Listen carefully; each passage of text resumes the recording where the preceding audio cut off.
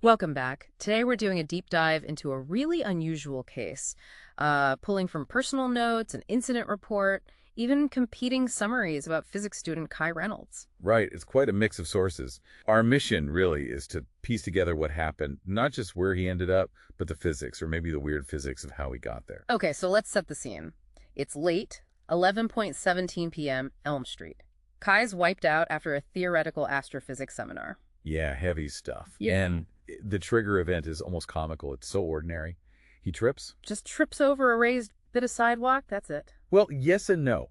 The sources frame it as a very precise event. It wasn't just the trip. It was what hit the ground because of it. His notebook. Exactly, his heavy wire-bound calculus notebook. The sources suggest the specific density, the wire binding, maybe even his fatigue affecting the angle of impact. Yeah. It all created this localized energy distortion. Okay, that's where it stops being ordinary. This is the bit that gets debated in the documents, right? The phenomenon itself. Mm-hmm. They say the air rippled. Not shimmered, rippled. Into a circle, about 3 feet wide. Yep, 3 feet wide. And there was a smell ozone and wet grass. Very specific. Classic energy displacement markers, okay. But the colors, they're described as impossible. Yeah, phosphorescent greens, electric blues, deep pulsing violet. Unstable. Our analysis suggests those point to, non-Euclidean geometry messing with visible light frequencies. Wild. And this vortex, it was hungry. That's the term used, yeah. It went for the backpack first, sucked it in with a soft schloop. A schloop? Seriously? Apparently. And the thinking is it might have targeted the calculus text first. High-density information, maybe. Something to stabilize itself. Before it pulled Kai in, and the transit itself, pure chaos. Pretty much time and space just irrelevant. That's the description. Being stretched, compressed simultaneously. And the sound, like tons of radio stations all tuning at once. Exactly. A million radio stations. But he caught glimpses, right? Fleeting things. Uh-huh. Like a world where people were made of glass. And okay, the really specific one. His English teacher as a giant squid. A benevolent giant squid.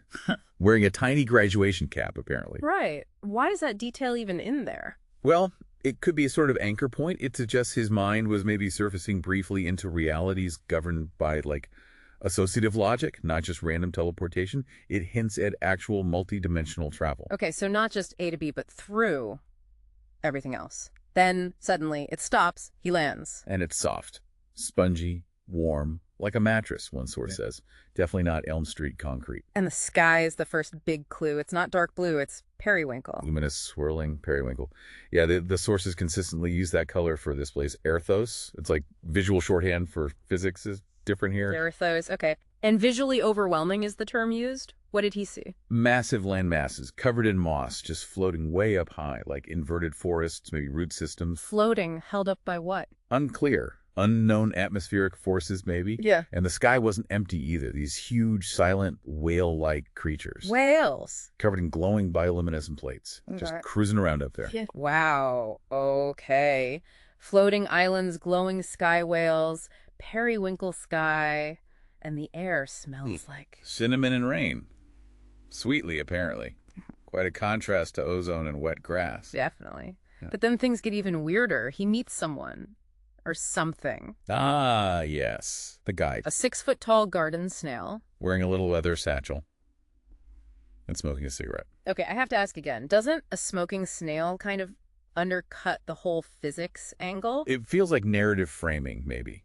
The sources treat it less like biology and more like a functionary. A dimensional concierge is one term used. The key isn't the snail itself, maybe, but the information it gives immediately. The portal's closed. He's stuck. Which instantly shifts the focus, It's not about the journey anymore. It's about survival, and the snail gives a pretty urgent warning. Yeah. Better find a place to crash. The gravity tides start in an hour. Gravity tides? What does that even mean? Well, the term implies these cyclical, maybe dangerous shifts in local gravity.